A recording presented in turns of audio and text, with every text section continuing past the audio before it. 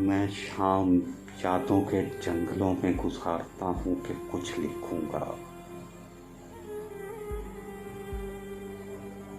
ये शहर सारा ही सो चुका है, मैं जागता हूँ कि कुछ लिखूंगा।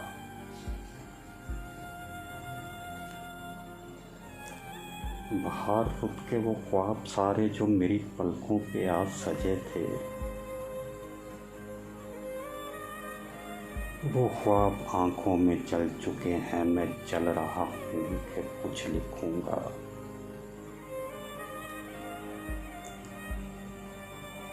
मैं पिछले मौसम की बारिशों को फिर अपनी आंखों में ला रहा हूँ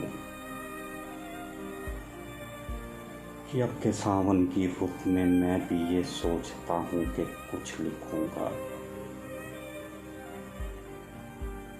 अजीब रुत है जुदाइयों की, अज़ाब दिन है अज़ाब रातें।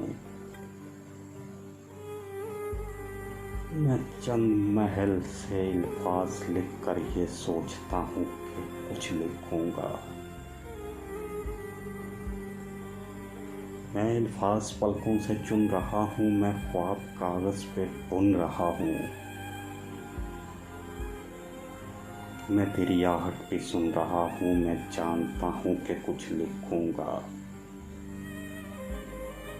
वो सारे रास्ते के जिन पे हम तुम चले थे चाहत के संग, वो सारे रास्ते के जिन पे हम तुम चले थे चाहत के संग। मैं अब जो उन पर कभी गया तो ये जानता हूँ कि कुछ लिखूंगा।